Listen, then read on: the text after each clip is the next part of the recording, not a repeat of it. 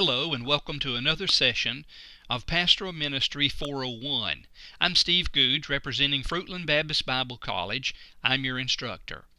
Thank you for joining us for this session that I hope will be helpful. Pastors and Christian ministers share personal and collective experiences with the people they serve on multiple levels, all simultaneously within a complex maze of relationships. We share life on the road, from inception of life to discovering the reality of the end of life. It's life where rubber does meet the road. For reasons of time, I've selected 5 primary moments of life for us to discover. You'll see those primary moments of life on the slide in front of you.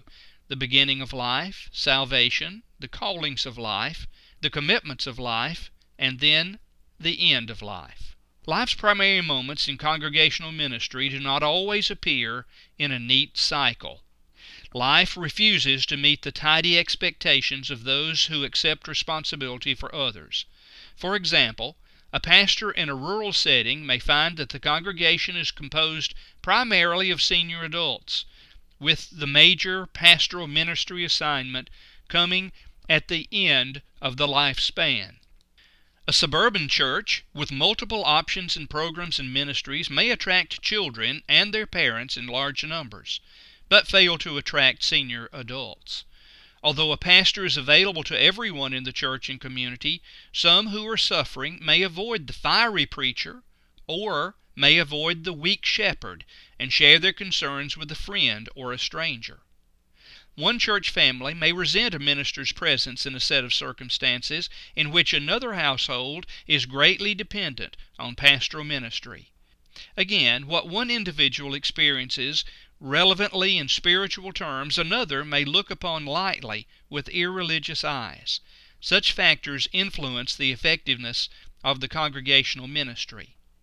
The Christian pastor and congregation are involved in life's relationships, decisions, risks, and pressures day by day.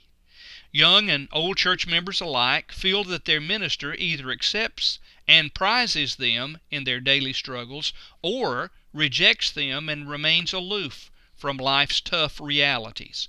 At best, they will experience the religious leader as one possessing an understanding of the human lifespan, who applies biblical principles to real-life situation and charts clear pathways between God and ordinary people.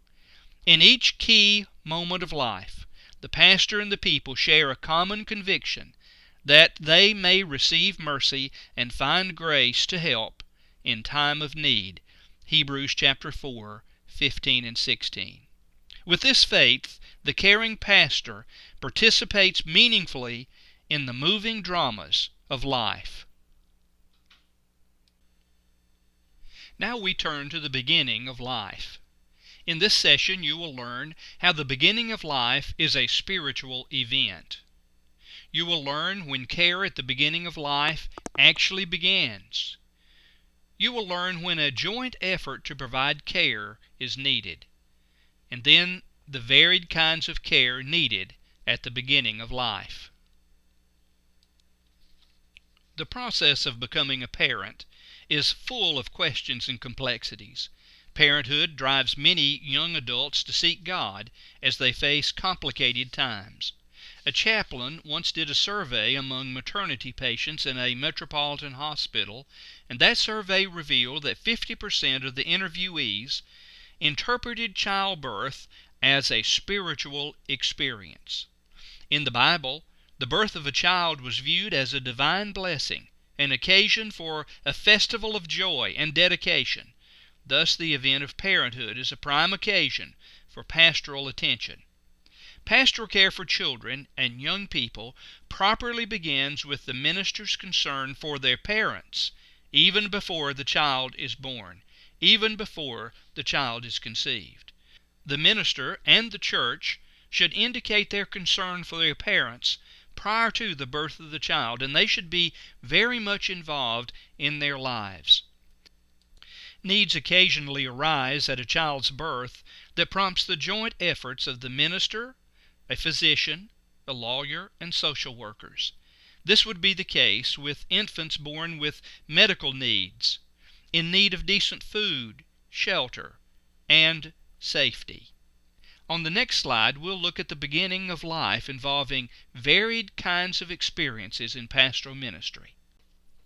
The beginning of life involves varied kinds of experiences in pastoral work. An occasion for rejoicing and a public service of family consecration to God is in order. If the family wants to engage in a parent-child dedication service, this is a wonderful time to have that kind of recognition and service. But remember, when you have that type of recognition, it's a time to call the parents to raise their child in a godly home and to challenge the church to be involved in the life of the family as well. Mothers may be exhausted or depressed rather than exuberant during a post-delivery pastoral visit, and you must be prepared for that. Be alert to the new mother's mood and her concerns. Here are some scriptures you might want to use during a visit to the mother and the father in the hospital or shortly after they return home. Genesis chapter 16, verse 11. Genesis 21, verses 1 through 7. 1 Kings 13, verse 2. Isaiah chapter 9, verse 6. Psalm 27, verse 10. Proverbs chapter 8, verse 32. Matthew 1, verse 21. Matthew 18, verses 1 through 6. Matthew 19, 13 through 15. Mark 10, 13 through 16. Luke 18, 15 through 17. Successful attending to the needs of the parent and the child depends not only upon the pastor's intention, but also upon the parent's receptivity or their sense of need, and upon the gracious action of the Holy Spirit. I encourage you to build a strong relationship with the parents prior to the birth of their child, and they will receive you well when you come to visit on the occasion of the beginning of life.